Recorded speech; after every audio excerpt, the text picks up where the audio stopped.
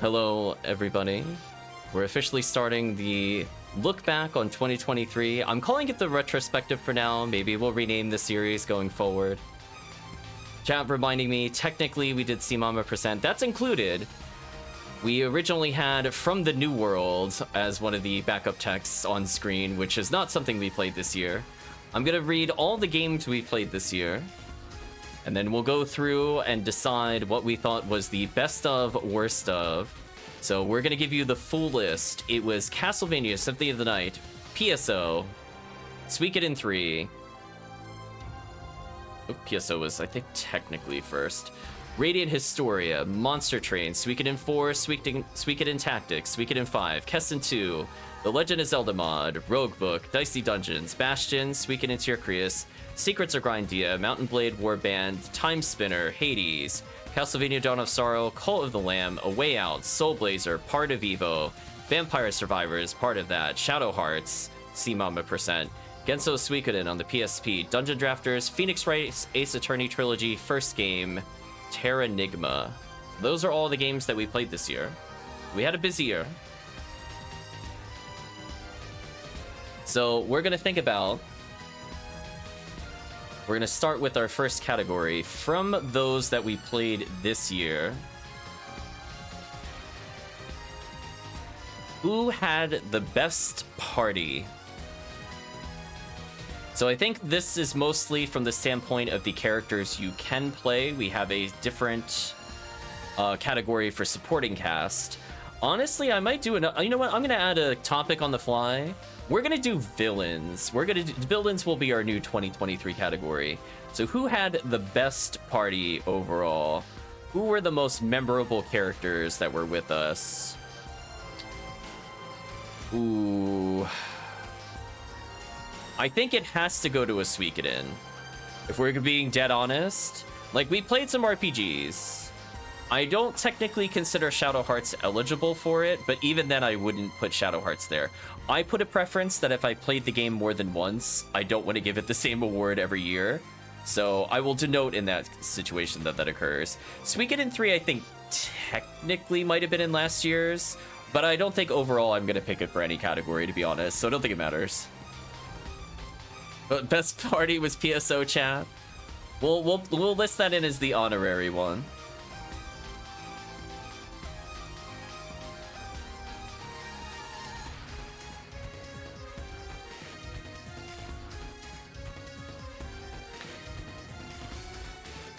I mean, you can still count it as your favorite. If every year Shadow Hearts is the best, you could do it. Honestly, looking over this list, to me, it's only really tied between 3 games. Radiant Historia, Suikoden 5, Kessen 2. The characters in Kessen 2 were outrageous. I love them because they were outrageous. Radiant Historia, I liked most of the characters through and through. Chat liked Numnu. Numnu's a fair one. Chat is definitely the worst party. Did you win both categories? Chat, you're so good. You're the best and the worst. You did it. I might lean slightly more towards... Oh, do I want to do Suikoden 5? That's actually a really tough one, chat. I didn't think about it until just now. I thought it would be like more of a snap call, but like now that I'm thinking about it, It's a shame Fennel wasn't a party member. It's true. It is true. Oh man, that is a tough call, chat. I'm actually not sure. I guess I like the characters in Suikoden 5. But if we're talking about like combat ability, I guess I'll slightly put Radiant Historia ahead. But honestly, I could see really strong for the other categories. So I'm gonna say my favorite, I think, is so close. We'll do something like this. I think it's so close. I don't think I can make a decision between those two. I really liked the whole cast in Radiant Historia that you played as. Even the more useless characters were fine. I don't know if that's true for the Suikoden, so that's why I'm gonna slightly put RH a little over Suikoden 5. Now, who had the worst characters? Chad, I think you know who this is going to. Do I even need to explain? It's Suikoden Tactics. Let's be honest with you, Chad. Of course it was gonna be Suikoden Tactics. Of course it was.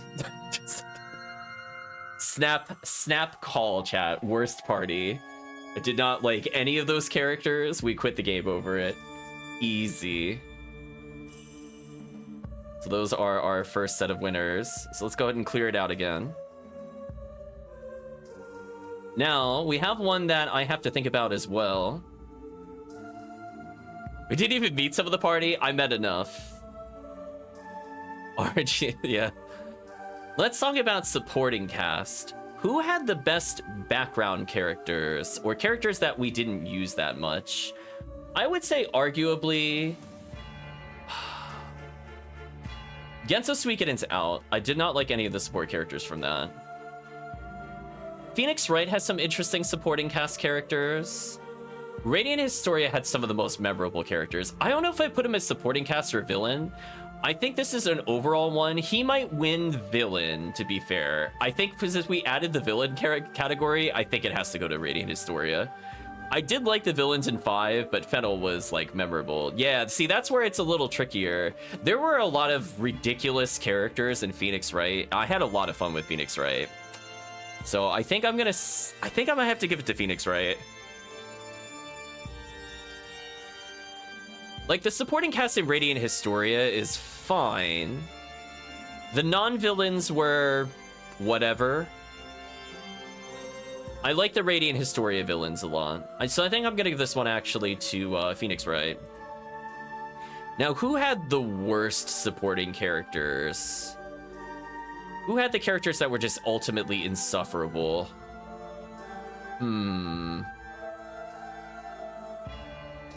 It's a tough call. I don't think of one is really coming to me offhand off of this list. I don't think there was one where they were like completely atrocious. I'm just kidding. It's Terranigma. Get out of here, stupid elder. You know what you did. You know what you did. Stupid elder, we're wasting our time. Hate the characters in that game, chat. Of course it's Terranigma, no question. Oh, you know what, in this list? I don't think I mentioned Illusion of Gaia. I mentioned Soul Blazer. Oops. I'll make sure the soundtrack has that later. Go talk to L. Why? I know. That cast has tilted me between like getting trolled. Time Spinner did have a really weak supporting cast, to be fair. Time Spinner's supporting cast was not good.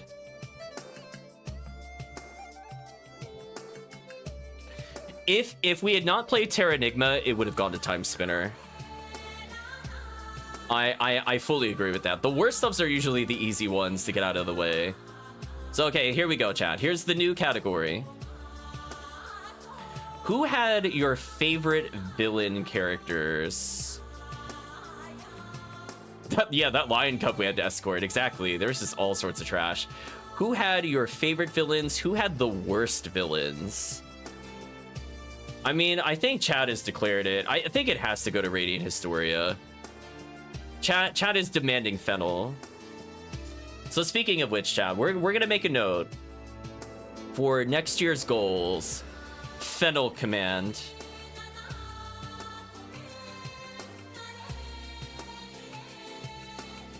Because I could replay any part of the game and get the sound clip from him. And I could use his face. Chat wants to see more Fennel. Fennel was one of the most memorable villains of the entire year by a long shot. While some of the other characters were more complex and somewhat interesting, like the Queen in Suikoden 5, Fennel was just ridiculous. Phoenix Wright had a lot of over-the-top characters. I helped give them a little bit of life with the voices, but Fennel carried himself. He didn't need help from me, chat. He knows what he did to earn that spot. But who had the worst villains? Who were like completely forgettable? Although honestly, Kessen 2 villains would be close. I would put Kessen 2 up there. Oh, Solution of Gaia? You know what? I think that's a fair point. Honestly, it had it was kind of all over the place. Technically, this could also go to bosses as well. We have a separate character category specifically for bosses, which we'll do next. But I think from the standpoint of just like memorable villains, were there any? Other than like really frustrating vampire boss, they were mostly forgettable. Like Sandworm. Like, do you know how many sandworms there are in games? Who cares? So just in general, there wasn't like a villain. If anything, we were the villains.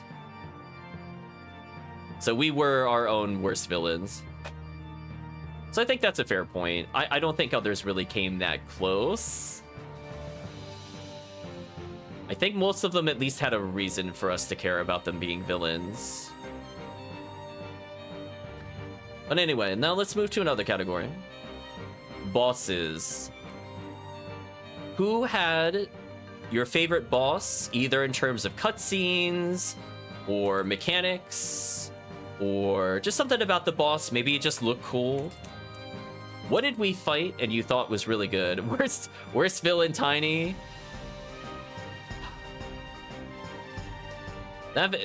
Technically, that could count if you're counting him. I really hated that enemy. I hate him as a boss fight, more specifically. I already know who is winning worst. I have no question what game is winning worst bosses. But which game has the best boss fights? That's kind of tricky. Evo had very mediocre bosses. Soul Blazer bosses were okay. Call of the Lamb bosses are the weak point of Call of the Lamb. Genso Suikoden, the bosses are lame. Illusion of Gaia, the bosses are mostly free, but I'm not going to put them in the worst category.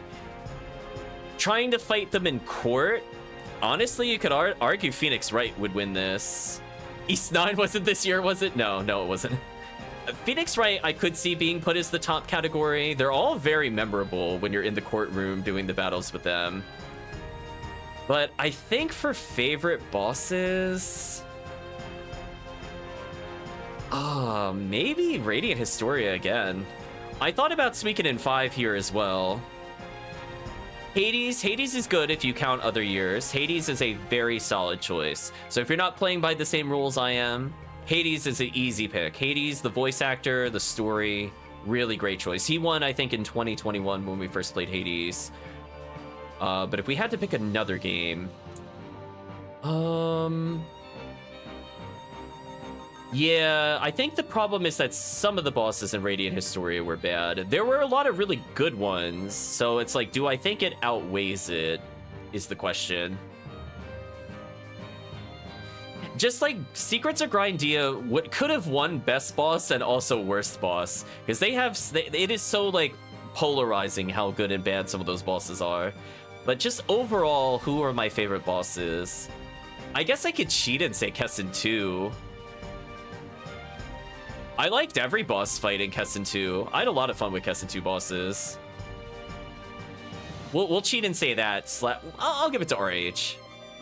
I don't know if I was really in love with the boss fights of Suikoden 5 or Suikoden 4, but I love every fight I'm in Kessen 2. It could be both. Like best boss, worst boss. I really like fighting all the Kessen 2 quote-unquote bosses. And a lot of the Radiant Historia best bosses were in there. Now, funny enough, chat, Radiant Historia was also going to win Worst Boss. But I think we all know who wins the Worst Boss award. It's not Radiant Historia. It's Terranigma, chat. Like, listen, I know that technically Radiant Historia had a very challenge optional boss.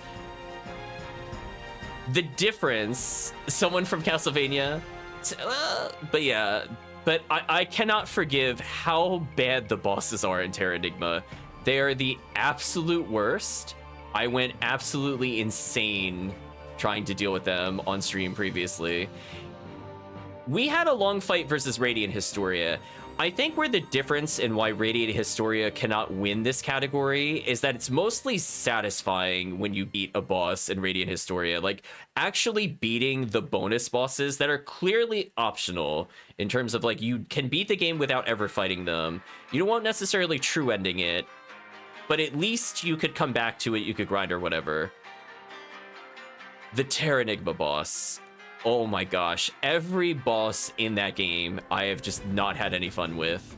So I think by definition Terranigma has to win, both from an overall boss standpoint and some of the most insufferable boss mechanics I've ever seen.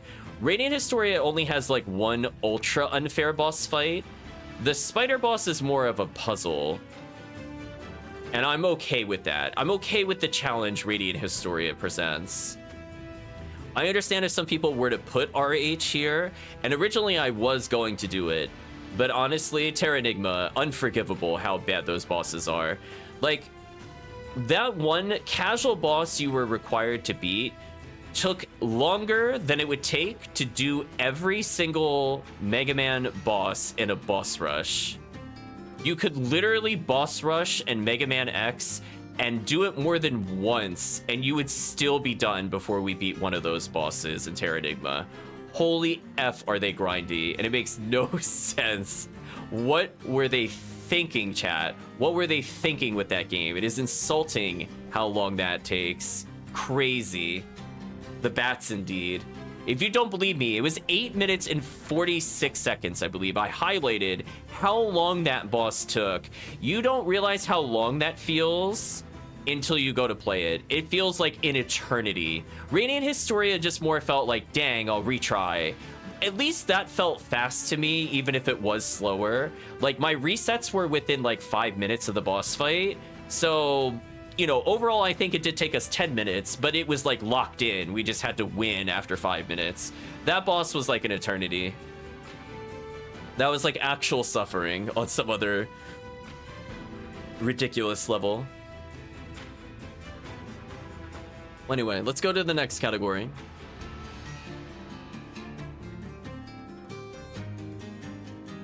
So let's do music. It's how Batman came to be. That boss fight traumatized him. I'm letting you know, Chad, I might just play through the game, but it'll be a spiteful playthrough. I will not enjoy it from the standpoint of a game. I think we'll dissect every episode of it, because I think we're just gonna see all sorts of trash nonsense in that game. So funny enough, we're listening to one of my favorite songs right now. If we were to split this, maybe we'll split this. We'll do OST versus song. I think that'll allow for more winners. So let's start with song. Which game had your favorite song from the year? Honestly, the Suikoden 4 song we're listening to now was really good. This one is like so catchy. It is the best song on the entire soundtrack. Period. Uncontested. I know it feels like a cop-out to choose the intros, but seriously, the song is good. It like gets me in the mood to play the game. Honestly, other than that, Suikoden 3 has my favorite intro of all time. If I'm allowed to choose Suikoden 3, I would choose Suikoden 3 from this list. Hades is also good. I don't know if it has my favorite song necessarily. Shadow Hearts doesn't have my favorite song. Illusion of the Gaia has got good songs, but not my favorite.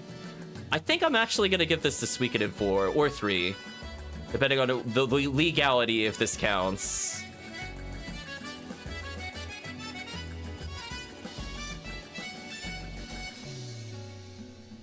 It doesn't help they're both intros. They're both used in the same way. I can't compare them. I have gone back and listened to these songs a dozen times outside of the stream. 3 and 4 in particular. So which game had some of the worst songs we've ever heard, where we basically skipped the soundtrack? That's a good question. Or which one had just had a very forgettable song?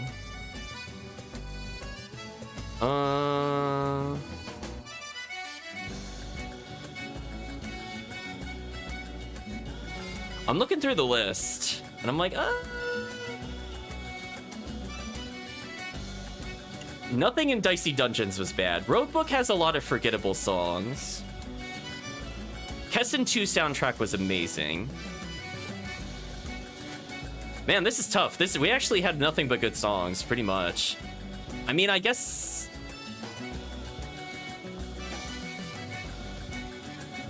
PSO.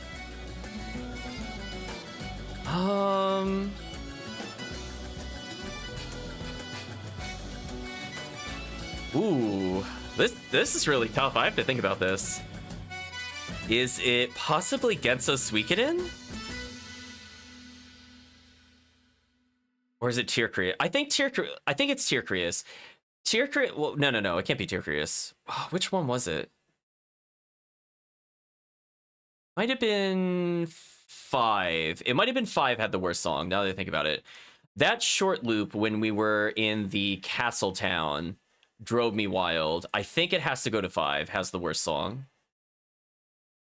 I had to think about it. It was when we just got Gun Girl. That song specifically being on short loop just it did annoy me. I had to think about it, but I'm gonna go with that as final answer. Why is there like a minute 30-second silence in there? What the heck? I'll try to find a better version of that song later. As I said before, I might have missed Illusion of Gaia in the list. We'll go back and add it. I think I accidentally removed it.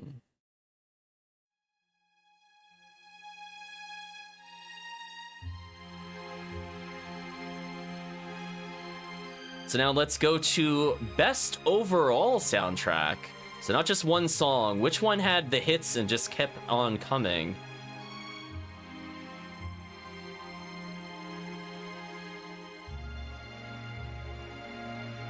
Want to revise your vote for best party to Suikoden 5? It's a good choice. It is a good choice. I think most of the Suikodens carried really hard compared to the other games. So favorite OST. This one's actually really tough. I think we had pretty much nothing but like bangers, honestly, this year. I don't think there was like an objectively bad one. So it's like picking between like above average to like phenomenal. So like, let's talk about potential winners from my perspective. Kessen 2, one of my favorite soundtracks of all time. Radiant Historia, one of my favorite soundtracks of all time. We also have Suikoden 5, my favorite Suikoden soundtrack of all the games so far. Ooh. I might even revise my other vote. If I'm not allowed to choose Suikoden 3, the runner-up for Suikoden 3 would have been Suikoden Tierkrius. The overworld theme in Suikoden Tierkrius, the final phase, is one of my favorite songs of all time. Dicey Dungeons is really good. I could definitely see people saying Dicey Dungeons. I think due to it copyright striking me, I won't say it. I had to choose a song that hopefully will not get copyright stricken as we go through this. Man, that's really tough. I might give it to Kessen 2. There's songs of Radiant Historia I wouldn't listen to. Oh, I must have dragged the song by accident. My bad. Go to Suikoden 5 next. Yeah, Suikoden 5 overall had one of the strongest soundtracks. Given the size of that soundtrack, how many songs of those were really good? I'm slightly leaning towards Suikoden 5. So I think my winners, since they're hard for me to pick specifically, I'm gonna say between Kessen 2, because I literally will listen to every single song on the soundtrack, which I cannot say for each of the soundtracks, so I'm gonna put that first, followed by Suikoden 5. We've listened to the Suikoden 5 soundtrack through and through, and honestly, RH would be third. But yeah, just the range of Suikoden 5 is amazing, and I think this song is like an example where like if I hear this, I will know it is Suikoden 5. And it's just amazing to hear all of the remixes of the classic Suikodens with its own flair throughout. So I will say that is my top 3 in order, because I think all of those games deserve the credits. Now, which game had the worst soundtrack? Which one would I never listen to again? Rogue Books is kind of, I guess as they say, kind of mid. Suikoden and Tactics is okay. I don't think I played enough of that game to hear the full soundtrack, so I think that's a little unfair of me to do it there. Monster Train soundtrack was fine. Was there one I just didn't like? Is the question I'm more asking myself at the moment. Maybe the Genso Suikoden soundtrack?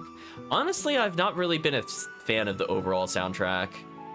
I can barely name a single song we listened to, despite playing through the game.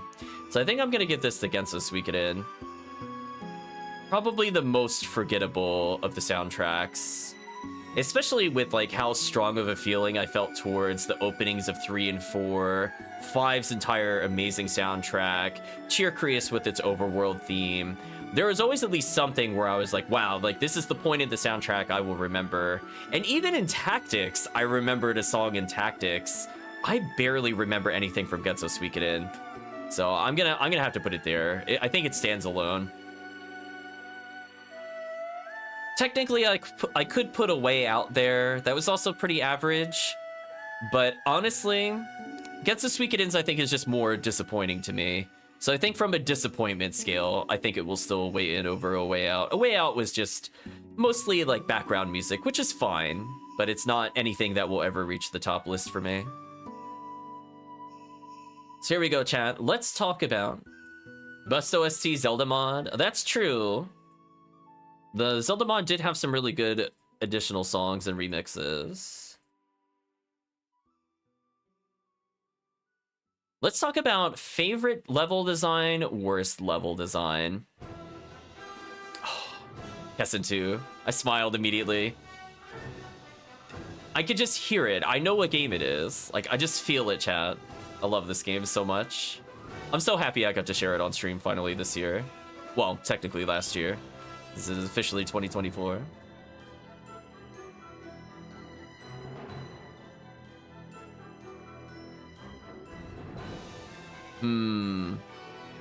Worst OST, one of the Castlevania ones, maybe? I don't know.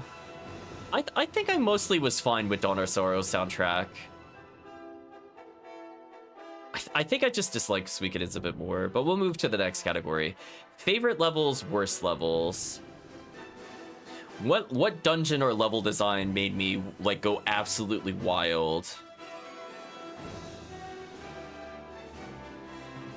I would have maybe said Legend of Zelda mod for the worst, but I think I have a new worst. Like, the Zelda mod overall had some fun levels. It would be more aimed at the second mod than the first mod, to be fair. I did like most of the first mod level changes. Best overall levels. Yeah, maybe Zelda mod will win both. I'm kind of thinking about it. I really like both. Kessen 2 stage design is kind of mediocre. Rogue Book doesn't really have it. Hades doesn't really have quote-unquote level design to that extent. It's very simple. Time Spinner, mostly forgettable. I mean, it's fine. It's fun to move around, but there's not really an area that really sticks out to me.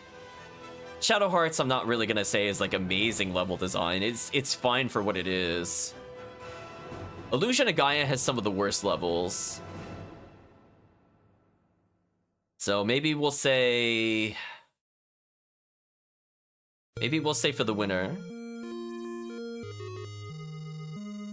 We're gonna say ZM1. I think it was technically Overture 1. I forget. And I'll say ZM2. Some of it has to do with vanilla, but that doesn't make me enjoy the level. I really did not like the levels in Zelda Mod 2. Now, if we're not allowed to count that, it would be Terranigma. The Pick-a-Path. I want to remind you, Pick-a-Path was in this game. And to be fair, Zelda Mod 2 also had Picador, which was just as terrible. So both of them had really good things to note. Ooh, considering Dicey Dungeons. Ooh, that's a good one. Let's put Dicey Dungeons here. That last set of challenges literally made me stop playing. We might revisit it in the future, but I'm in like no rush to pick it up again because I really, really, really did not like the Jester's Challenge whatsoever. Anything else that would be a runner-up for Zelda Mod 1?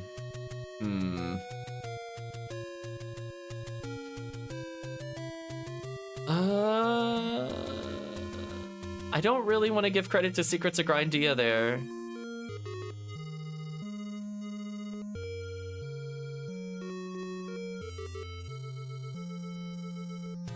I can't put Illusion of Gaia in there because of Mew.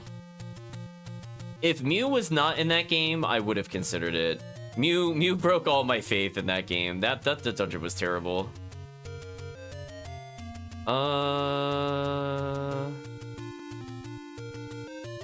I guess... Oh, did they finally add in the final boss? That's good to know. I guess the level design in Radiant Historia was fine. I mean, like, there's a lot of Suikodens I would not replay because I hated their level design, so I think all of them are basically banned. I guess I'll give it to Radiant Historia as a runner-up. I had to really think about that. I'm not in love with the level design of Bastion. I really, really, really did not like that entire last dungeon of Bastion, and that was easily like a fifth of the game time. Bastion had one of the worst levels, period. That whole thing where I had to use the pillar and I couldn't use my weapons was so unfun. We'll put that as an honorary fourth. I think the others were more rage-inducing, but Bastion gets away with the finger, I think, because I really did not like that last whole portion at all. Okay, so now let's go to things that are not as specific to RPGs. Let's talk about game mechanics. What game had your favorite gimmicks or controls or things that you needed to do in order to win? Oops. Move this to another line, why not? We'll just shorten this to mechanics going forward. 1-1 was just like fun to play.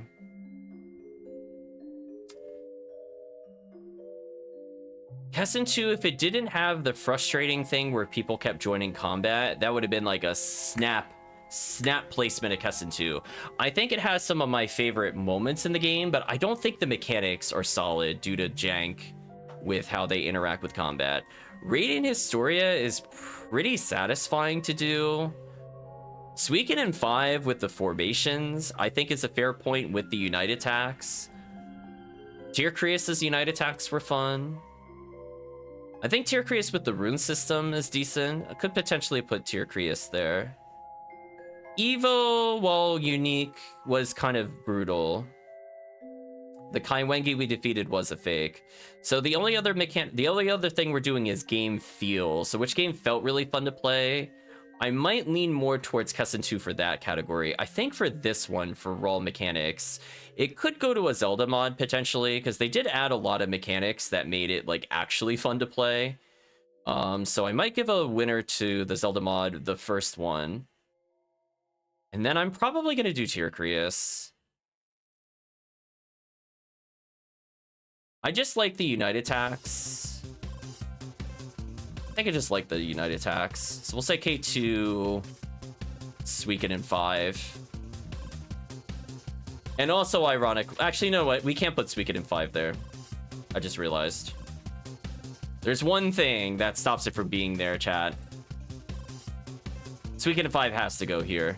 That war battle system is horrendous. That if that war battle did not exist, the game would be so much better. Oh, Dicey Dungeons. That's a good point. It had some of the worst optional stuff.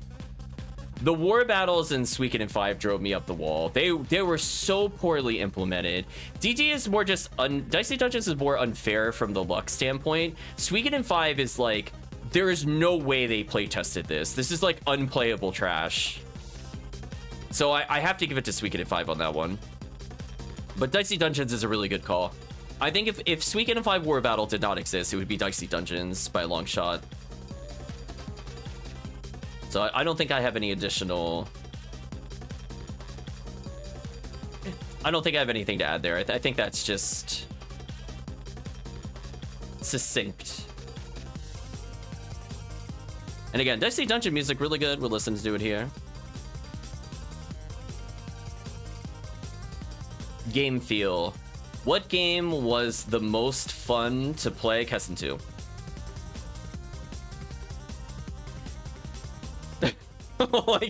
like chat, I'm sorry ever there a game in the list.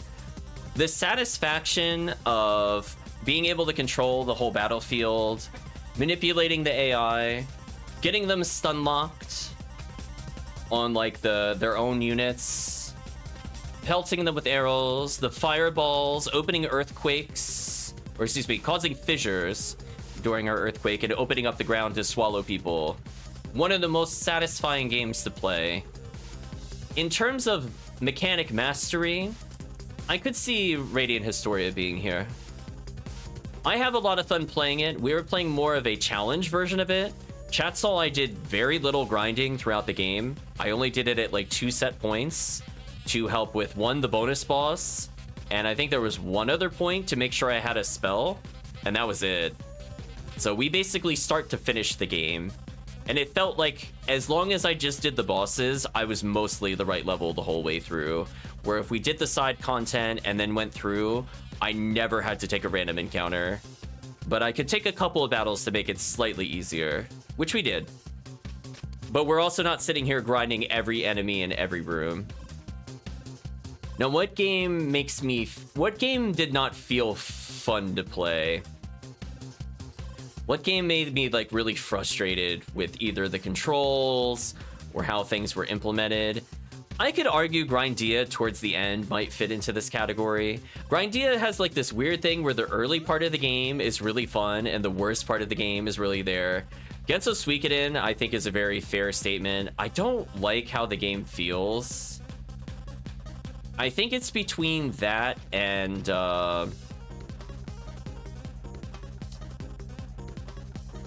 yeah, I think it's between both of those, to be honest.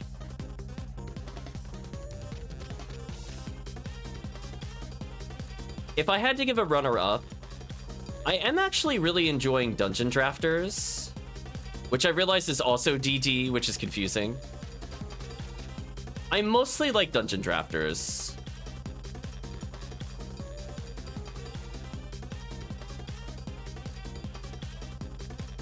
Bastion did have moments where it felt it was bad. I think these two were in their own category. Bastion was just not fun throughout. I think these were just on the...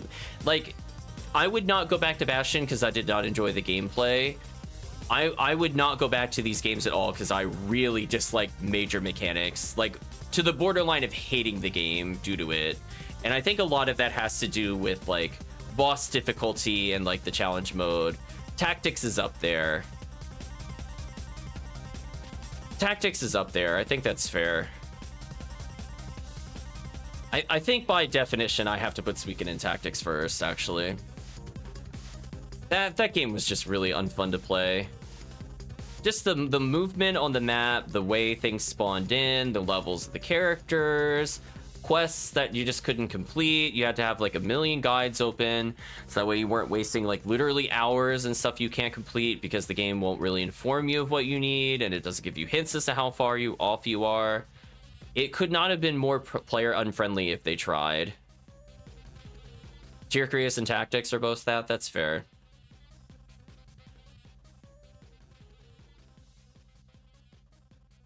Call it S-Tac. Yeah, Suikoden 5 had like one moment with it, but that's it. Like, I just didn't like that part of it, where like Suikoden Tactics, I hated basically all of it. So I guess that's the levels. I hated Suikoden Tactics. I strongly disliked Genso Suikoden's combat and did not like late game Secrets of Grindia at all. Even though I really love the early game and I love part of the early challenge mode, I don't like those later bosses at all, to the point where it like ruined the experience for me. But at least there's like portions of the game I would replay. So that's why it will be further from the list than Genso Suikoden, where I would not really replay it, and there's no way I would play Tactics again. Yeah, Tyrcreus's calendar system was also pretty bad, but Tactics is just in its own league. So I don't think we have enough ones for mini games or voice acting. I don't think we had enough of those. Yeah, we didn't play... I mean, technically there were mini games in the Suikoden's, but they were all pretty lackluster. Honestly, they all get enough. Unless chat can think of a really fun mini game. I mean, I guess if we were to put it, I guess in theory, if this were an official category, it would go to Dungeon Drafters Fishing, because it's better than the nonsense BS you have to do in the other Suikoden's. But it's not like it's that great, it's just fine. So we'll have that as an unofficial category. Best Sea Mama? Oh, that's true. Ziggy Pixter and Phoenix Wright? Oh no. Let's talk about memorable moments. What was the game to you that was most memorable? So of all the games that I named, which one is like ingrained that you're like, wow, this game either changed my life, it had so many clips, I'll never forget it? Which one was just bad? Which one was just bad? It's like, it happened, it was average, whatever. Like, which one is failing to really rise up to the challenge? I think contenders for that, I think Kessen 2, I think chat remembers most of the cutscenes. They're incredibly over the top. Phoenix Wright cases are also pretty up there. I think Phoenix Wright is pretty safe to put in there. Most of the characters are pretty ridiculous. Distinct lack of bug chests, true. I mean, generally memorable is always going to go to an RPG, to be honest. So RPGs have a pretty big win here. But who knows? Maybe people really liked Dicey Dungeon. Maybe it'll be up there. Yeah, I think for me, it's gonna slightly edge Phoenix. Yeah, there were a decent number of memorable moments in Tier Creus. I think 5 didn't have as many memorable moments. It was a long game and it was very satisfying to play through, but I think some of the memorable characters were more, like, other than Gun. Gun is very memorable. I think towards the end of the game, wait, this is a jail cell is a great example where the game is like, it can be memorable for bad reasons. Let me just put it that way. It has some of like the dumbest moments of all time. You know what? I'll put S4 here. Oh, we're listening to the other song that I was thinking about. Honestly, This Is a Jail Cell is up there with one of the dumbest moments of all time. But I think Phoenix Wright is pretty memorable overall. Every character is very over the top. I think being over the top helps. So I think those 3 games deserve most memorable, which is kind of ironic because Suikoden 4's plot is mostly forgettable. But the scenes where they're absolute idiots, you can just meme on them forever. Sea Mother's good if you are allowed to put in Shadow Hearts. She'll live on forever. But oh man, chat, I'm just gonna listen to the song for a moment. This song is really good. The build up from the overworld to come to the theme is so good. The 5 songs going from like an open, lighthearted adventure to like end of the world song we're listening to now is still probably one of my favorite song progressions of all time. I'm calling it. To hear the evolution of the song in game, I think is really good. So shout out to the composer for that. Which game was utterly forgettable?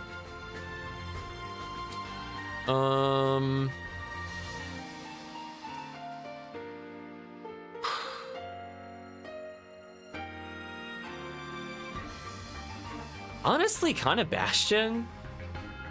I don't think there were like many moments outside of frustration that I remember this game. It came in like right in the middle of the year, and I could quote more scenes from Suikoden 4, Tactics, 5, 3 than I can in Bastion. Bastion was a pretty disappointing game.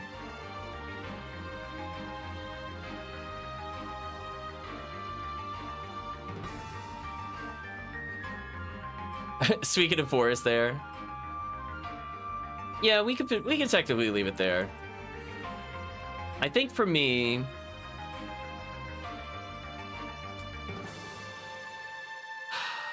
I guess I should remove Suikoden 4 here. It has my favorite scene, but I don't know if it's the most memorable. If I had to replace that with something else, I would probably do...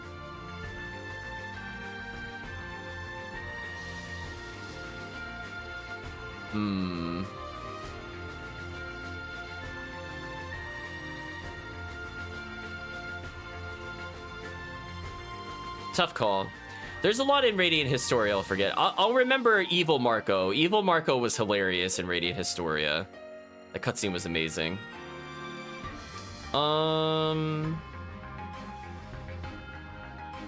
Yeah, let's do Secrets of Grindia there. I will remember most of the bosses in there for bad reasons.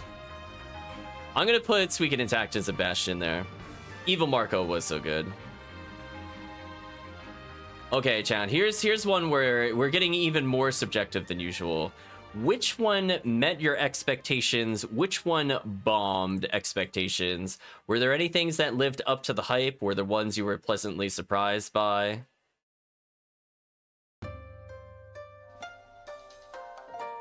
Marco's new meme. I almost forgot about that, but that cutscene is hilarious. That was really funny, though. So which game do you think lived up to expectations, or which ones blew it away? Honestly, I think I'm gonna give more credit to some of the roguelike games. I really like Roguebook.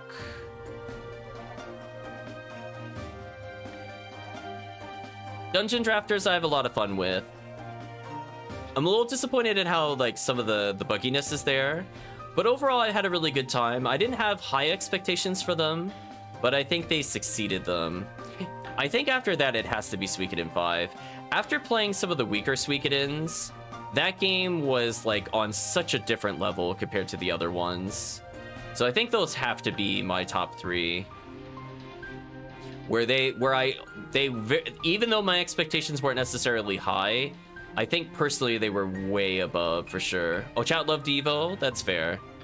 See, I think the problem is I played Evo before, so I expect everything for Evo. So for me, my expectations were there. So that's why I'm saying it's very subjective. Which one failed It's Terra Enigma.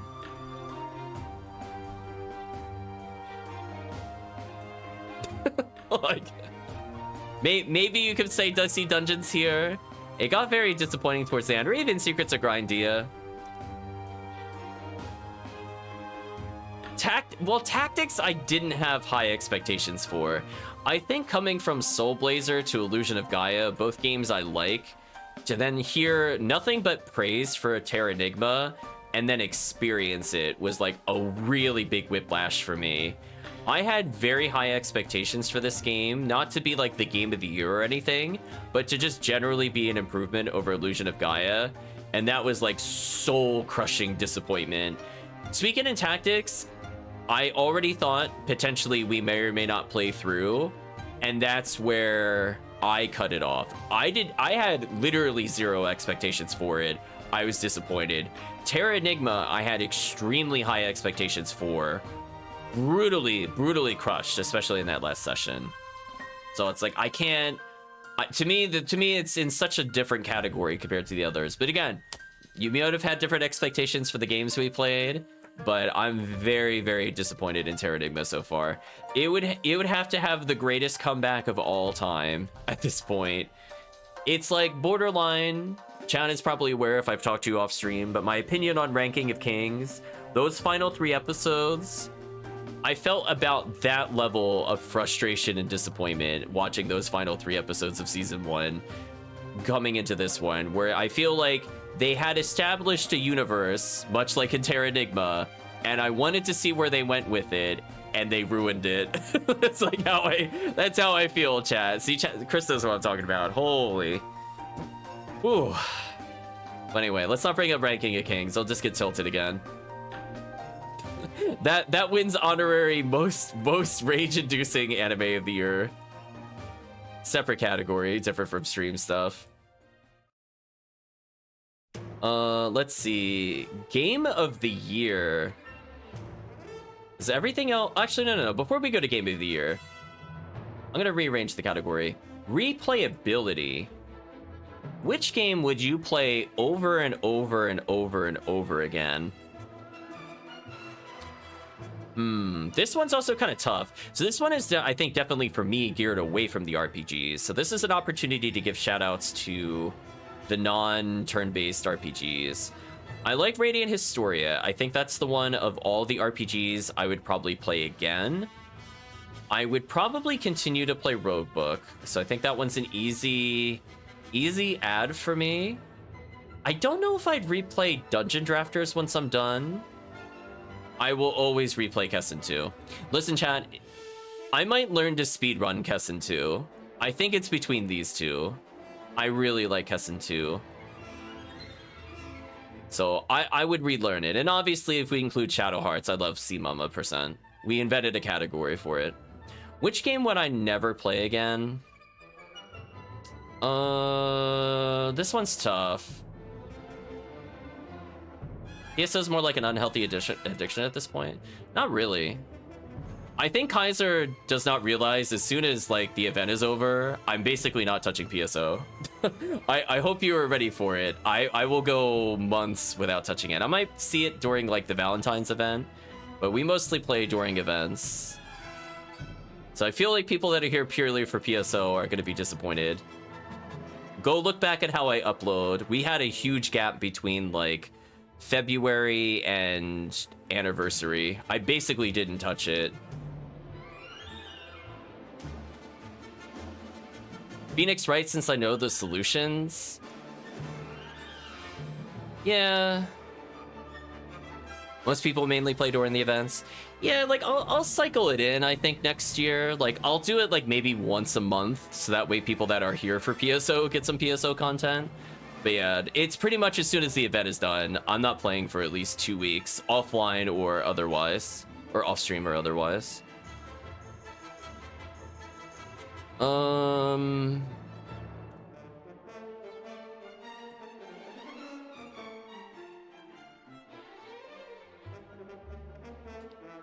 Oh, yeah, that is true. They really need to fix Call of the Lamb. I think that's a good call out to Call of the Lamb. They had a lot of improvements this year, so we'll talk briefly about it, the people that haven't seen it before. So last year, the combat was very basic and the bosses were mostly forgettable. Now they improved the combat, so there's more in it, and that's mostly fine. But then, like, they just broke real basic stuff with it, and then we soft-locked, where we literally played through the game and never soft-locked the first time. So I don't know what they're doing with it. I hope if they patch it, I'm willing to remove it from this. But as of today, I don't think it got patched. So, oops. I think that's fair. So let's go for the final best of worst of category for stuff on stream. And that is the game of the year. What do you think from our list of PSO, Castlevania, Suikoden 3, Radiant Historia, Monster Train, Suikoden 4, Suikoden Tactics, Suikoden 5, Kessen 2, both mods for Legend of Zelda, Roguebook, Dicey Dungeons, Bastion, Suikoden Tierkria, Secrets of Grindia, Mountain Blade, Time Spinner, Hades, Castlevania Dawn of Sorrow, Call of the Land, A Way Out, Soul Blazer, Evo, Vampire Survivors, Shadow Hearts, Guns of Suikoden, Dungeon Drafters, Illusion of Gaia, Phoenix Wright, Terranigma. Which was your game of the year? Which was the worst game? See, this one's always a challenging one for me, because there's some games where I feel like I had a lot of fun with it, but do I think it deserves the Game of the Year title? So I guess we'll talk about the games that I think deserve to be in the top 3, and I have to think about it. Oh, your Game of the Year is Phoenix Wright. Very interesting. Tactics and Terranigma. I'm gonna be honest with you, those are probably also gonna be my bottom 2. Maybe I'll start with those. I think we said by definition, if I give up on a game, it has to go there.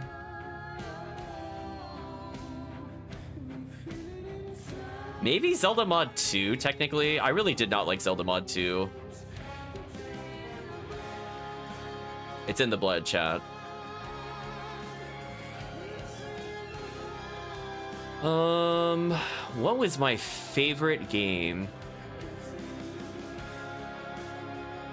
This is rough.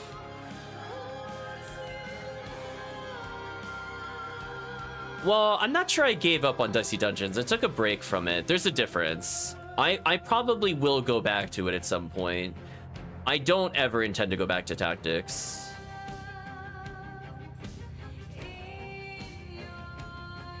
Because ever since October event, we've been all PSOing. Indefinite hiatus? I don't think so. I might try it once next year. I have to be in the mood for it, though.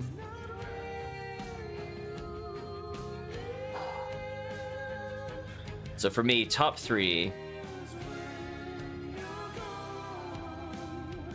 Yeah, it's more temporary. I'll try it once sometime. I don't know when. It'll be whenever we're done with PSO. I might slip it in and try it.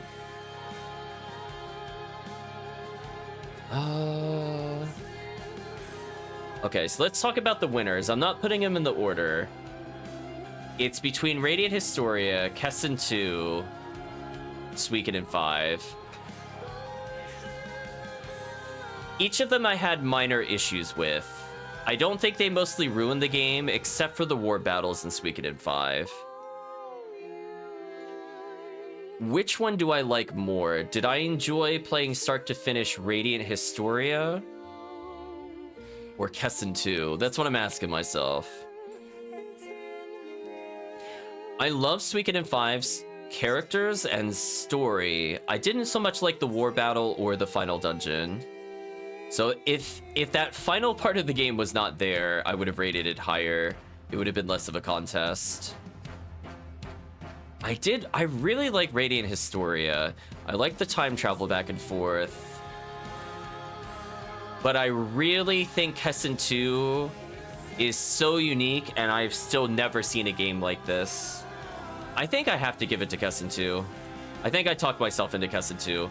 I have not seen in literally more than a decade any game that has done anything as unique as this game has ever done. I cannot name a single game like this. I can name a lot of games that have like grid-based combat and Radiant Historia. I can name some games that have time travel. I can name nothing like Kessen 2. I think it has to win for me Game of the Year. It's so different than everything we played on stream. It's one of the few times I'll play a real-time strategy. So I think just from that definition alone, it's a category I almost never play, and I played it. So I think it has to go to Kessen 2. So I think that's the official order for top 3 games of the year for me, and bottom 3 for me.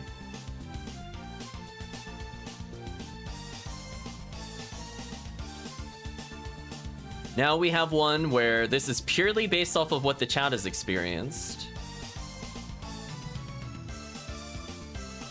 What was your favorite off-stream game? So for chat, that could be anything you played this year. What did you play this year that you liked? What did you play this year that you disliked?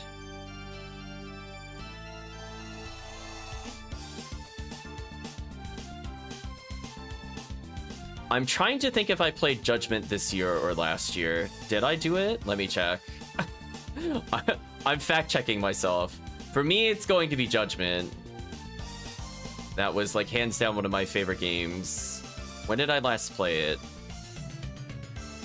Can I see my activity on it? Is this a valid choice for me? Last played it 2023. Darn, I only played it last year. Just kidding, of course last year is 2023. I think it has to go to Judgment for me. This, I think, is my favorite of the Yakuza games. I think, no contest, it is better than every Yakuza game outside of Yakuza 0. Yakuza 0 is really close. I'm not so much a fan of Lost Judgment, but honestly, I'm trying to think, what games have I even played off stream? I think for the most part, chat, I've only played stuff on stream. Diablo 4, big letdown for you. Hated Monster Hunter Rise, says Valor. I'm trying to think, was there a single game I played off stream other than that? I don't think so. So I think by technicality, I only played 2 games this year, so I have to put the other game there. Which is weird, because like I don't think it's like the worst game, but like I'm looking at my lists and I'm like, I didn't play Game Boy, I didn't play Switch this year. Oh, well technically I played Sengoku Basara Utage, so technically I did play more than 1 game, I guess. I think it would have to, I think by technicality, which I think is a little unfair, I think it has to go to the sequel, Lost Judgment. Because, I mean, I'm never going to put Sengoku Basara in worst, but I had a lot of fun with Judgment. Chat saying Super Mario Wonder, worst Sonic Superstars. Oof. Yeah, because as I said before, I played mostly just on stream this year. We did a lot of bonus streams in general. And most of the stuff that I originally tried off stream, we played on stream. So for me, this list was actually pretty slim. I guess if chat has any recommendations for shows, play some A Way Out music. Oops, why did it pause?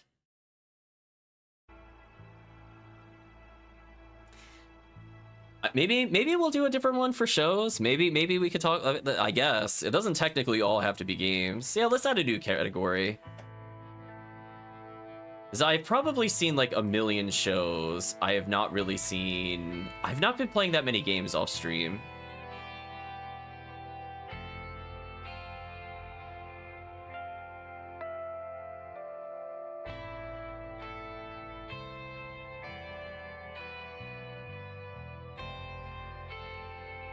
I'm just gonna put The Flash here. I watched that show, what a waste of time. What do I think is the best show, though? I watched dozens and dozens and dozens and dozens and dozens of anime. This is tough for me. Games from previous year, but I played them again this year. Count, I beat Kirby in the Forgotten Land, get some love. We're still Sonic Superstars, oof. That bad, huh?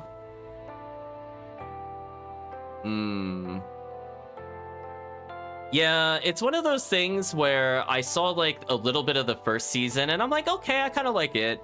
And then season 2 is like, oh, okay, it's not as good as season 1. And then season 3 is like, ooh, this is not as good as the previous season either. And then by like season 4, I'm like, what am I watching? And then by the end is like, you know what? I'm watching this garbage heap of a show as I go grind in like PSO or something and be like absolutely flabbergasted how terrible it became. I mean, at least their final season wasn't their worst, but it was pretty bad by the end. I think what made that show kind of bad and in the middle, and I think this is where the show really suffered, is they tried to do a lot of like cross multiverse stuff. Like sometimes it was cameos in other shows, and those kinds of things are like whatevers, but then it became all the show was about after a certain point. It wasn't just like, oh, look, we have this one character from our other sitcom here, like whatever, Supergirl's here or whatever. But then they did like full-blown multi-episodes, and then it's like, oh, you gotta watch on this show, then that other show, in order to finish a plot line that bears like literally no relevance at all to what's happening. So they just kind of fell apart. And I think some of the writing got especially bad and hokey. I think in general, when shows fixate on like the pregnancy of an actress or something like that, it's usually assigned to bail. And I feel like that held up very true for The Flash, where everything just became about the baby, the children, the baby.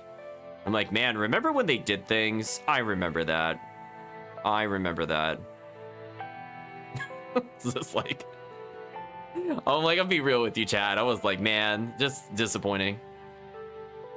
Chris is saying, played some Sonic Superstars with the Anchos. You couldn't go 5 steps without a special stage appearing. Oof. Brutal.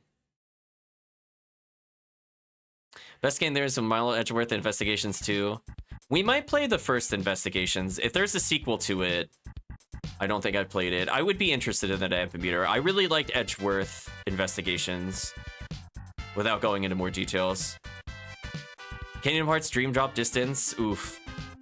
I mean, you could have just said Kingdom Hearts for me, I'm gonna be real. I'm not a Kingdom Hearts fan. I've played through one of them, and I'm like, yeah, this is not a game targeted to me in the slightest. I don't care about fan service. Spy X Family. Yeah, I should have come more prepared with shows. I'm honestly trying to struggle what I watched last year versus this year. And the thing is, too, is I watched stuff that technically came out last year, but I watched it this year. So even looking up the year of the show does not help me. I mean, like... okay. Let me think. Maybe Link Click... Jujutsu Kaisen. I really like the opening of Chainsaw Man. I didn't really care for the show that much. I never saw season 2 of Jujutsu Kaisen, so don't spoil that for me. But I watched season 1, I think, with Chris this year, I think. And I was waiting for season 2 to come out. That was like at the beginning of this year, I think, and that's why I'm putting it there. Link Click, I hope they finish it. That was one of my most hyped shows. I don't care if people don't like the show. I was like, man. Oh. See, and the other thing, Chris, I was trying to think, was Talentless Nana this year or last year? Because that also would go in top 3. I guess I'll put it there. I don't remember if it was January or December, since I did not write down what order I watched these shows in. It might have been last year, but we'll give it an honorable.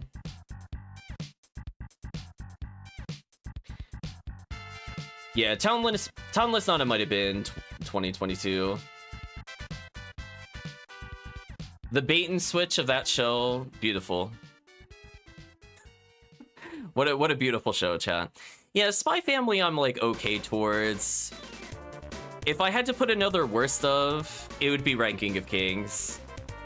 I really, really, really, really, really like the show. And then the final 3 episodes happened, and I could not have been more mad at the show I've watched. I've been disappointed and mad while watching The Flash. Man, Ranking of Kings, that ending was so bad. It was so bad. Bottom 3 of all time. I'm willing to put it there. I've seen some bad anime. I'm still willing to put it there. That whiplash of destroying all this setup for an interesting setting for that ending is unforgivable. I'll never forgive them, chat. I don't care if they come out with other seasons. The show is dead to me. I'm never watching it again. Tower of God is good. Did we watch that this year or last year? Tower of God is a pretty solid choice. So I think that's it for now. I can't remember the order of other things. And as I said before, I watch stuff from all over the place. I usually watch like 6 or 8 months behind because I want to make sure the whole show is out. So I know I saw things like Megaloboxer and stuff like that separately, which are very interesting shows, but I don't know if I'll put them up there. So some were just kind of the one-offs. I enjoyed them for what they were. But I'm not sure I would go around sharing necessarily. Like, they were an interesting experience. I don't know if I would rewatch them myself, where most of the ones I listed here I'd rewatch. Yeah, it just like... I was so into Ranking of Kings, and then that ending of Season 1 made me furious. I was furious. I'm like, there's nothing you could... by the time I got to the last episode, I'm like, there is nothing you could show me in this episode that would ever redeem what happened. And it still got worse. And I'm like, congratulations, you ruined it for me. What was the point of the first season? Actual garbage. American MasterChef, oof. Yeah, I'm just trying to think. I didn't watch too many like DC things. Like I didn't end up seeing like Loki season 2, which I was vaguely interested in. I don't know. Anyway, I'll leave it there. I'm sure there's ones I'm forgetting. I think there's like some honorable mentions to like random one-off shows like Mashley for just being really dumb. Sometimes I just need really dumb, chat. I just, you know, they don't all have to be like action shows. We'll take it there. Oh, hello, Vampire Survivors.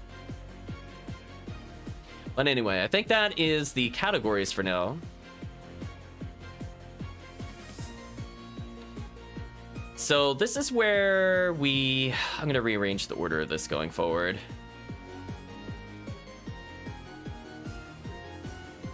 Loki's okay. I like season 1. I don't know about the other ones. So let's do a new topic.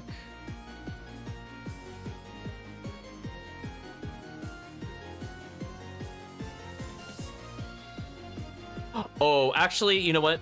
For worst of show, She-Hulk also has to go here. That show actively insulted me while I watched. That show felt so hateful. What a waste of time. What a waste of time and money. This show is actually hateful and unfunny. Velma's up there, but I didn't watch it. If I watched it, I'd put it on there.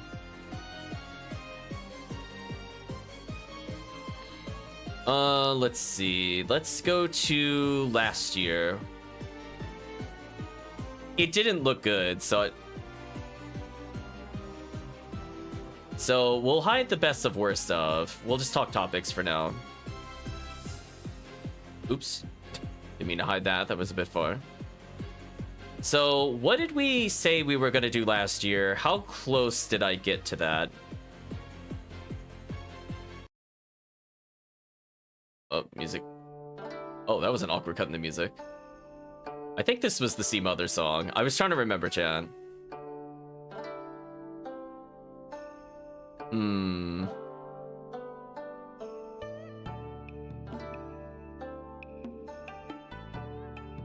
So this is a little out of order. Let me move my notes around since I wrote it in kind of a confusing way. Okay, so last year's goals were new emotes for higher tiers, which I think technically happened, but I don't think they're usable by many people. So while they exist, I don't think they're the best. So I think that's going to go into a new goal for this year. So I'm just going to write down rotation of emotes, and then TT, better Twitch TV or whatever, TTV emotes. Write that there for later. I'll make this short makes the longest, most sound effect-filled story possible, pretty much. Find and play more Twitch integrated games. We did do that. We did Vampire Survivors. We played Vampire Survivors. That was new. That was with Twitch integration. So technically it's checked there. We played more co-op game with it. Co-op with at least one game with the viewers. So I was excluding PSO, I believe, when I mentioned that last year. But even if we don't count PSO, we did Secrets of Grindia, and I did A Way Out. So those are two that straight up were co-opted at multiple points. Clean up Axe Armor or for Mayhem or Mayhem co-op to share effects. I think we did basically clean up Axe Armor. There's like maybe a little more I want to do, but I'm pretty happy with that. So I think that's good.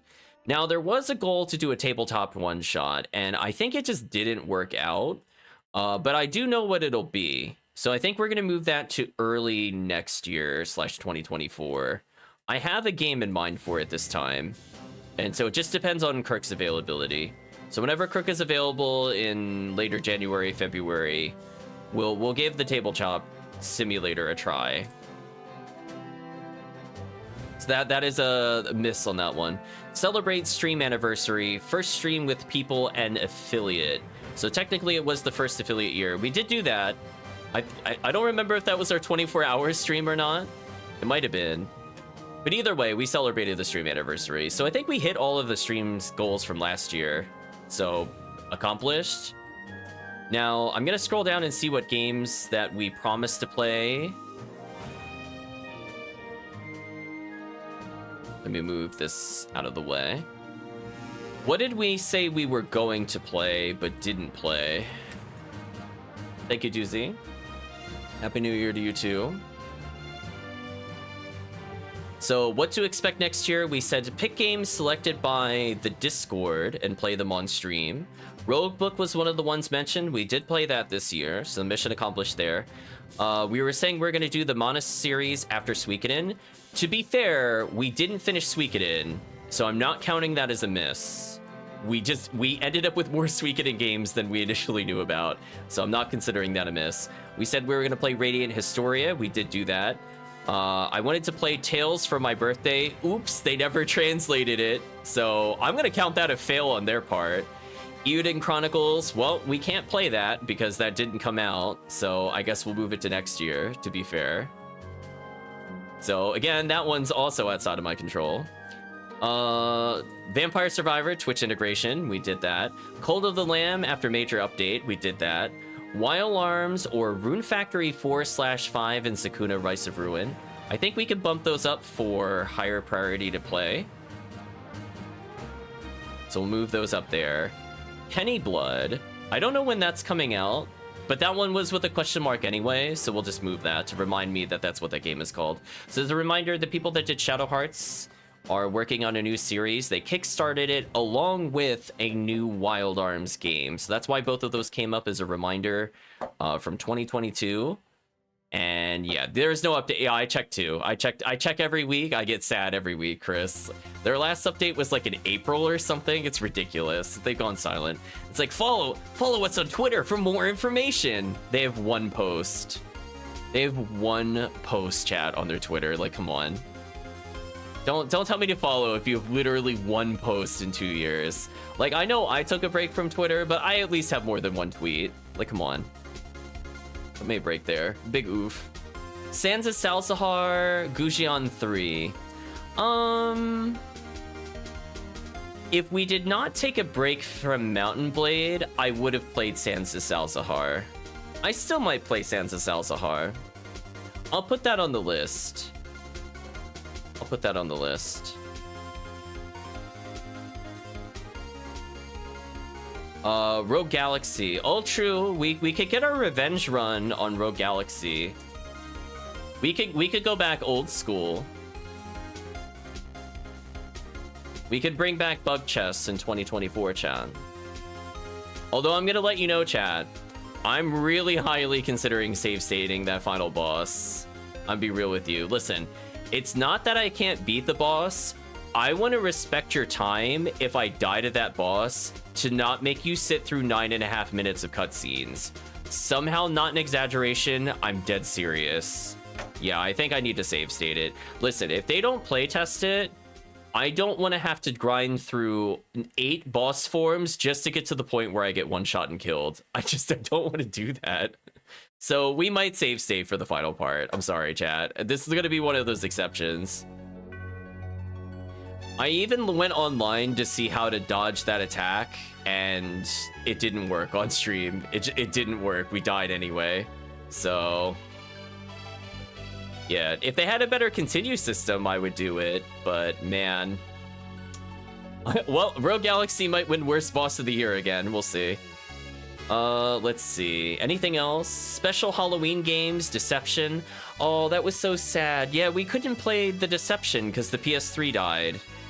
So I have another PS3 now, but I don't have the game that would work on this. So let me make a note for this to put this in here. Yeah, like I have it all downloaded, but like I can't get it anymore. And you know the PSN store is hosed. So they took it down. See Mother Percent, we did that. We absolutely did see Mother Percent, so we achieved that. Aria hard mode hack. Maybe. And then there was an alternative for Tabletop Simulator, which was Zombicide, which I guess we could do. If Kirk ends up being free next Halloween, I think we'll try that. Special Christmas game, PSO, Phoenix Wright 1, accomplished. Yeah, so I think we actually nailed most of what we said we were gonna do. Honestly, most of the things that we didn't do are just because we didn't finish the thing we said we'd finish first, or we just ended up just doing more events afterwards. So like I'll move like the 2 games we didn't do, but whatever. Yeah, because I'm thinking it'll be Mana series into Wild Arms if we do it that way, and then eventually back into Tales. Whenever Tales is translated, I'll play it. I don't care when it comes out. I'll stop whatever I'm doing to go play that. There was more chat requested games. I'll figure out what day to stream them on. There was, I think Yentos mentioned Lunar Silver Star Story, and several chat members wanted me to play Legend of Dragoon. So I guess I'll put that on the list.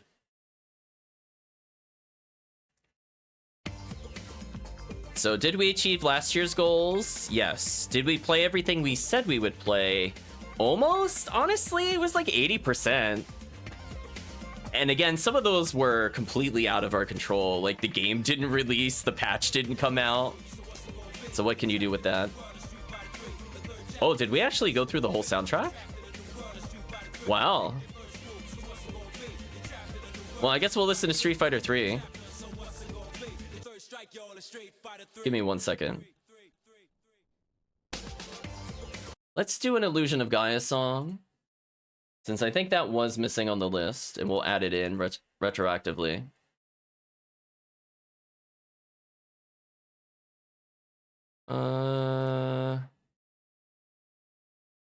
We'll listen to Illusion of Gaia and we'll figure out which one.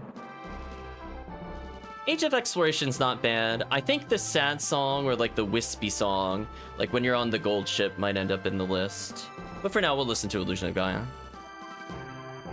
No, not to recommend games, since their tastes are very different. Oh. So yeah, I guess we'll talk about final topic. Actually, there's 2 topics. Play again. Are there any games I would consider playing again in the future?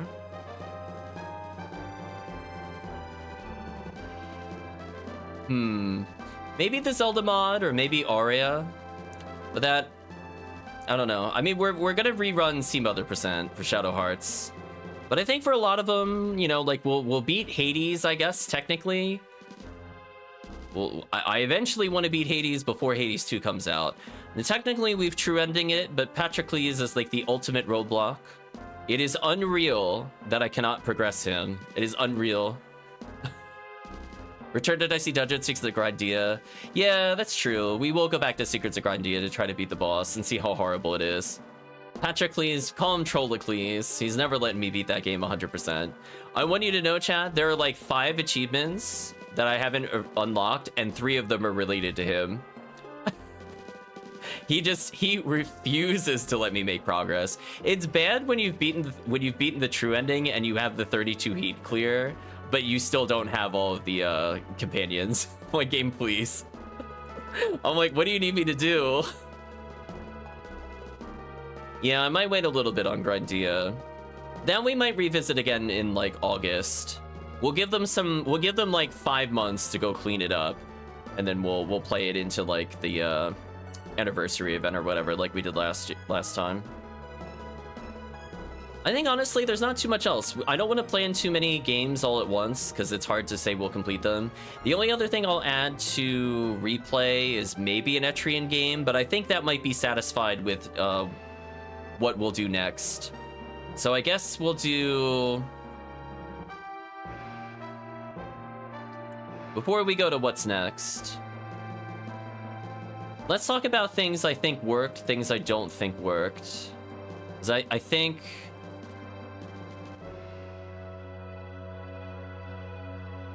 I think it's important to kind of take a step back and analyze where I think we can do improvements to the stream. So for what worked, I think the sound effects and emotes were really good. I think everything we picked out in 2023, while not a lot, I think we're good. Where I think we might need to work on would be going towards this year's goals. So I guess it'll be a combination of what worked and what doesn't work will go into this year's goals. So while I did like the additions where we added a couple of sound clips here and there, I think we need to potentially rotate out some of the tier 3 emotes. Like, they're decent, but I think we could still do a little better. And then for the better Twitch TV emotes, I think we could put the ones that get rotated out, so chat will always have access to them. And I think if we want more Magilu emotes, or if chat wants more faces, like chat, I come on, I think you want a Fennel face. Don't lie to me, chat. You want a Fennel emote into the chat. Do not lie to me. No context. It doesn't have to be anything other than Fennel. You would use it. So, Fennel command / emote is on the list for this year's goals. We're going to do that tabletop one-shot, and I think I'm still trying to refine what we're doing with Saturdays and Sunday. I like Sunday being our kind of co-op games.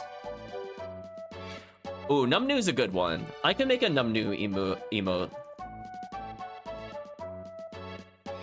Show us the face blob. I do exclamation mark blob. Exclamation mark Fennel. I think that would work.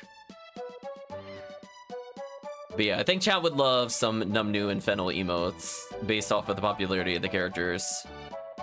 And honestly, I don't want to set too many other goals. I think that's good enough. If we just refine what we're doing with Saturdays, I don't think I want, like, if we do series, they're going to be shorter series. Like, I kind of like the Soul Blazer into Illusion of Gaia into whatever. But if Saturday also just ends up being like a Castlevania or like a random one-off kind of thing, like a tabletop game or a some kind of retro game, whether it's like Castlevania or something else, I think that works a little better. I like Saturdays sometimes in the evening. If it's something I enjoy versus feeling forced to play it, I have a lot of fun with it. So I'll keep that in mind. Saturday might be a me day where all I do are things I have fun with or I think are worth streaming. And Sunday is geared more towards co-op because I think more people in general can do Sunday. And Sunday's allowed to go longer than normal. So for people that are looking to hop in and do co-op, it's easier for me to say, like, I'll play from 9:30 to like 1:30 or 2 o'clock. Sonic Adventure? Does chat really want me to play a Sonic 3D game? I will not be good at it. I'm really bad at platformers.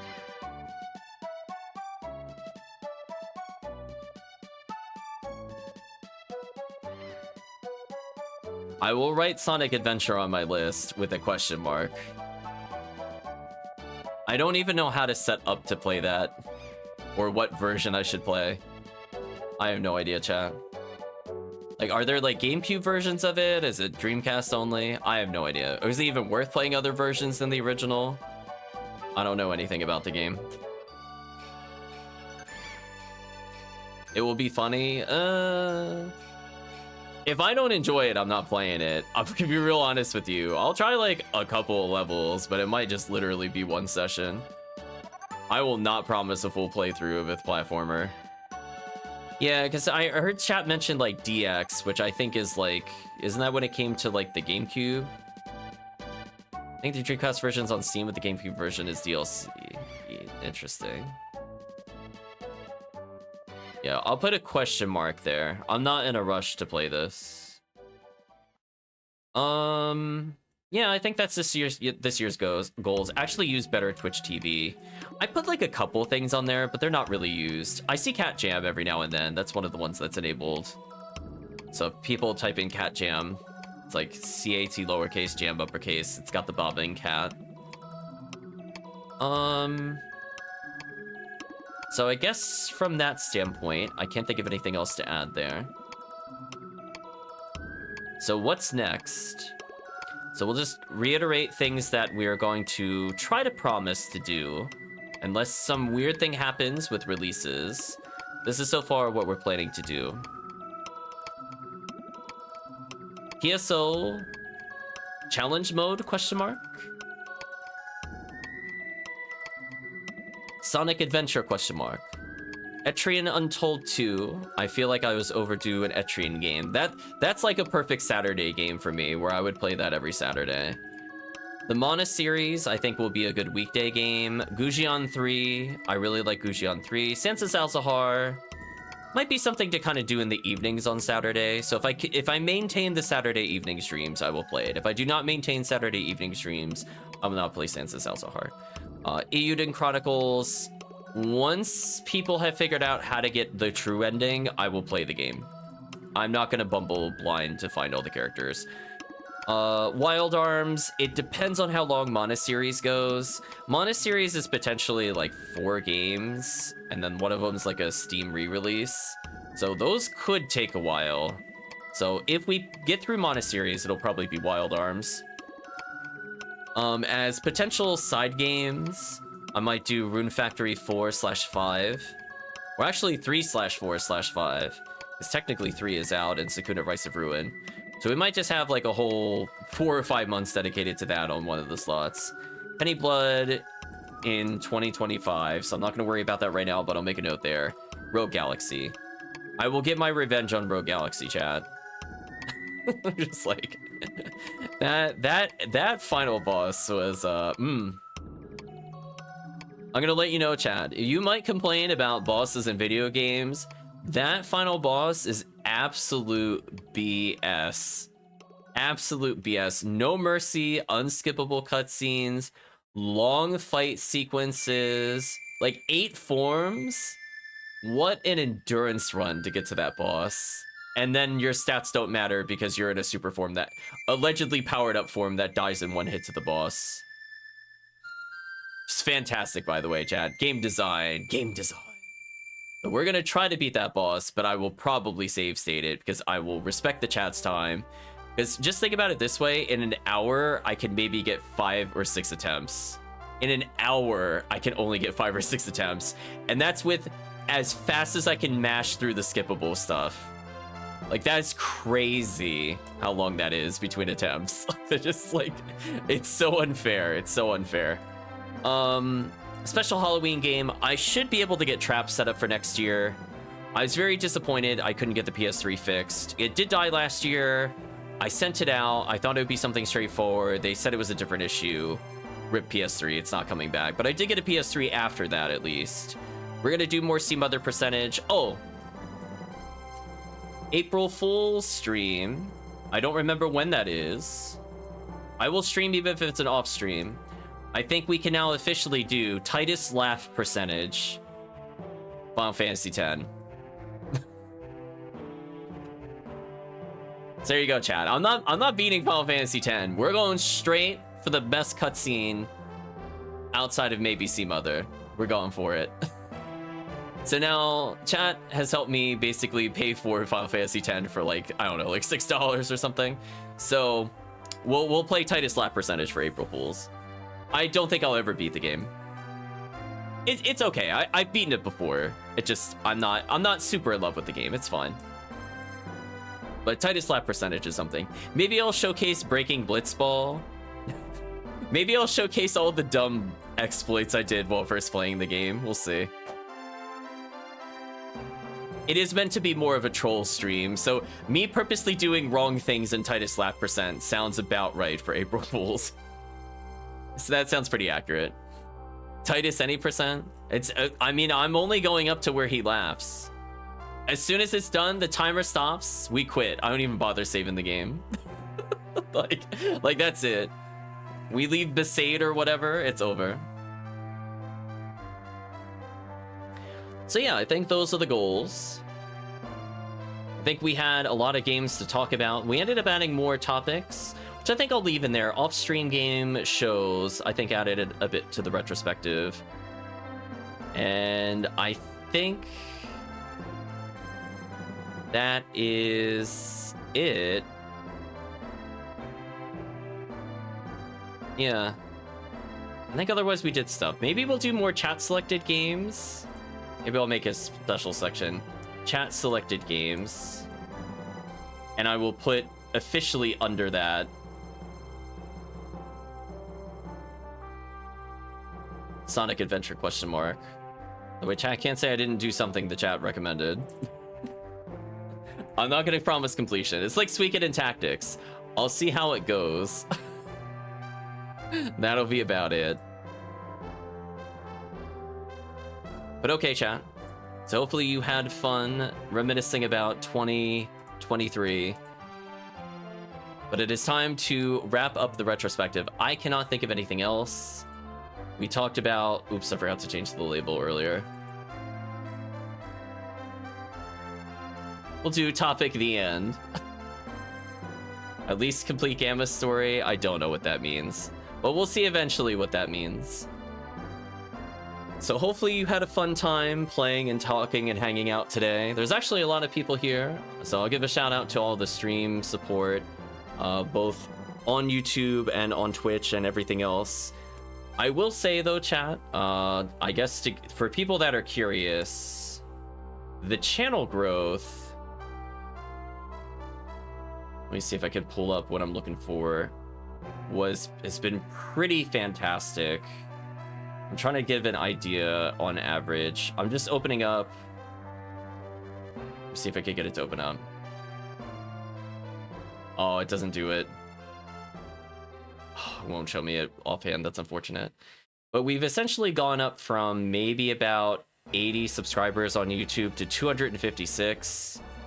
I mean, Twitch, we were like barely at 200, I believe, at the beginning of the year. How many are we up to right now? 464. So the growth this year dwarfs basically everything. So definitely shout outs to everybody that's stopped by the stream, commented on YouTube, watched the VOD after the fact, watched the videos after the fact. So I do want to give a special thanks to everybody there. It's been, you know, kind of a rough year at points for me personally, but I think I've been getting a lot of support in general to bring me back into streaming in general. And definitely would not be doing PSO if I didn't get the support that I saw on, you know, the YouTube comments or people coming in asking about the game. So thank you everybody for the runs in general this year, for helping build my characters. Thank you for sticking around for the non-PSO stuff as well. That's definitely appreciated.